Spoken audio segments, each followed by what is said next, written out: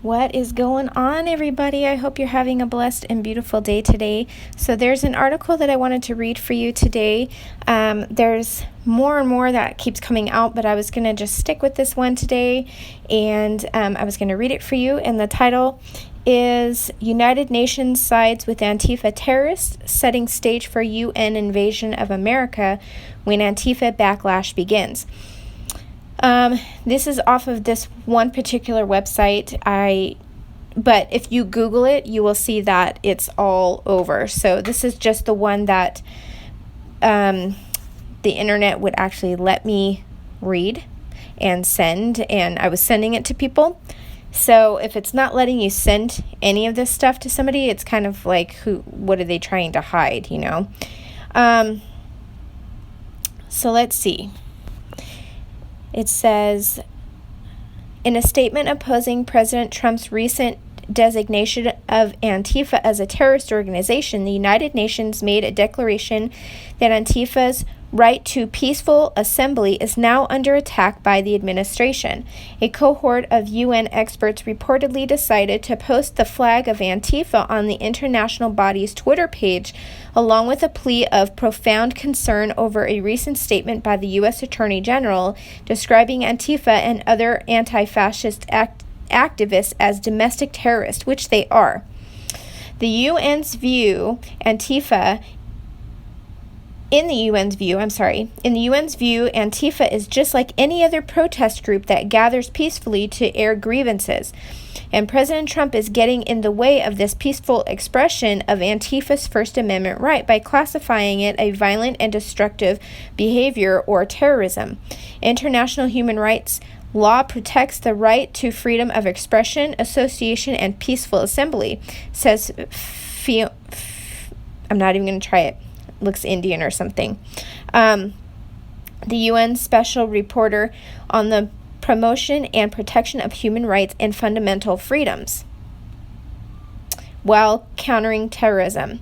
It is regrettable that the United States has chosen to respond to the protest in a manner that undermines these fundamental rights. This woman also so happens to be the board chair of the Open Society Foundation's Women's Program, a plaything of left liberal billionaire activist George Soros, to quote the words of Breitbart News' Kurt Zinduka. Listen below to the health ranger. Okay, I'm not going to put that in here. While the Trump administration has yet to act in actually combating Antifa terrorism, the UN is concerned that this new designation might violate the Constitution in some way, opening up the door to more abuses down the road. But the UN is not here in America, so what do they care about our Constitution unless they are getting involved in it somehow? The loose use of terrorism rhetoric undermines the legitimate protests and dampens freedom of expression in the United States, this woman has said. She further stated, adding that this freedom of expression has been a hallmark of U.S. constitutional values and a beacon for far beyond its shores. What is interesting is that the UN has never been concerned about the muzzling of free expression when it occurs against conservatives, particularly online. Free speech has tossed aside years ago, and yet the UN is only concerned now that Antifa is the recipient of the crackdown. Truth be told, nobody is telling Antifa that they cannot express itself. What they are saying is that Antifa can't throw bricks through windows of businesses and burn down public buildings, both of which constitute acts of terror if you go against innocent Americans. Okay, I don't want to get too much into politics. I'm trying my hardest to stay out of the politics. I just want to read the updates of what's going on and just kind of tie it all into end times. So I want to go ahead. There is one more that I do want to read. This one is from Now the End Begins, and it says, ahead of International Identity Day, Ghana Parliament votes to change their constitution to make biometric Ghana card only legal means of ID. A constitutional instrument to make the Ghana card and Ghanaian passport the only legal ID credentials acceptable for verifying people in the new round of biometric voter registration has finally come into effect, reports Ghana Web.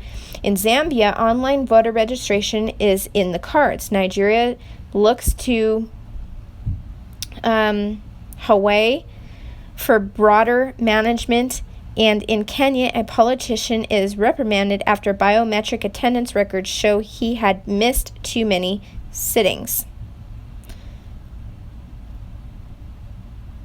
All right.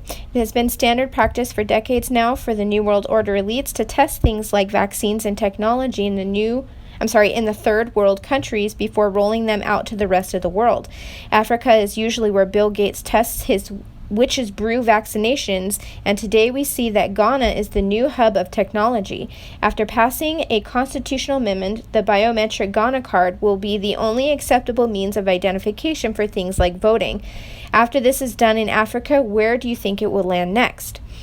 Did you know that September 16th has been designated as International Identity Day? It has, and not only that, when we go to their site, what do we see? We see Ghana and all the African nations completely surrounded by the global elites, including Bill Gates, ID 2020 Alliance. What is being rolled out now in Africa is the prototype of what's coming to America and the rest of the first world countries. And it's coming sooner, much sooner than later. And with it will come a mandatory COVID-19 vaccination, which that has not been off the table. There is articles that I will read another time that they are planning to make it mandatory. They've already started it here in the United States for children. They want all children to be mandatory vaccinated for the COVID. The mandatory digital immunity passport from ID 2020 and everything else we've been warning you about. Hope you have a plan in place because it's coming. The call for recognition of Identity Day is a global initiative as identity plays an increasingly important role worldwide in developed as well as developing economies. It is on the basis that we are working towards aligning key partners with the campaign to sensitize governments and countries around the globe about the responsible adoption of legal identity. Back to the ballots for biometric in Africa. 1 million dead on Ghana electoral poll. Zambia rushes biometric verification. From Biometric Update, a constitutional instrument to make the Ghana card and Ghanaian passport the only legal ID credential acceptable for verifying people in the new round of biometric voter registration has finally come into effect, reports Ghana Web. We already read this, but I'll read it again.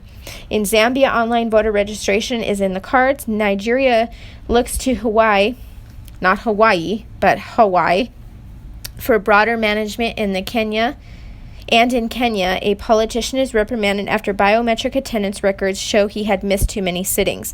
The constitutional instrument CI 126 was approved by a slim majority and has come under criticism for doing away with the birth certificate as a means of identification while bringing in the passport. The instrument had previously been withdrawn and relayed twice, reports Business Ghana, and removing the driving license as a form of ID had also proved controversial. The chair of the Constitutional, Legal, and Preliminary Affairs Committee, Ben Abdallah, has said that the checks for acquiring a passport are much more rigorous than for a birth certificate, making it more difficult for foreigners to fraudulently acquire. Those without a Ghana card or passport can still register to vote if two other registered voters vouch for them. There has also been criticism of Ghana card issuance. Reports suggest that after someone has gone through biometric capture for card application, there is no biometric verification of the person who comes to claim the card. The chair of the Electoral Commission, Jean Mensa, has said that there are more than 1 million dead people on the electoral poll, reports the Ghana Crusader. She reported as saying this could leave space for manipulation and that a new register would be stronger and more credible. Morocco the new generation of ID cards for government services available to minors. As Moscow's new biometric ID cards become available, legislation is being updated, which will allow 16-year-olds to apply, and even children with parental permission, reports Moscow World News. Children would have to renew their cards at the age of 12 and add their fingerprints. Interesting. People carrier previous versions of ID are not required to move to the new format, but the biometric cards are intended to create secure access to government services as enshrined in the new legislation.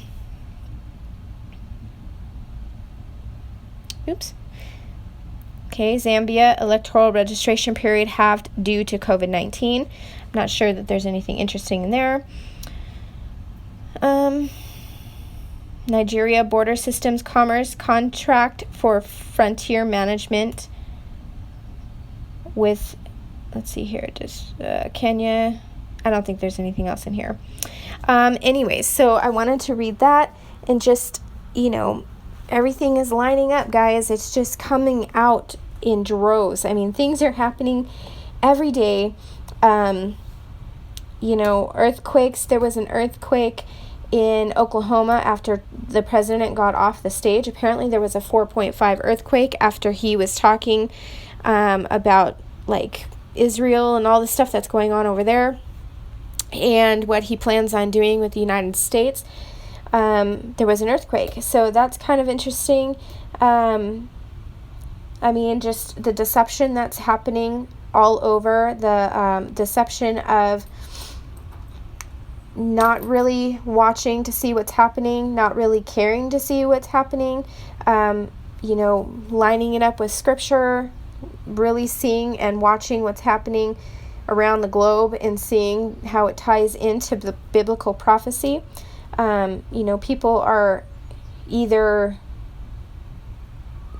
too tired, they don't want to see it, they enjoy their life here, or they just don't understand it. Maybe it's too much, maybe it scares them. There are some people that are afraid of the rapture. I've spoken to some that are afraid of the rapture, and it wasn't that long ago that I was actually afraid of the rapture. Not that I was afraid to go in the rapture, I was just afraid of what is it going to feel like?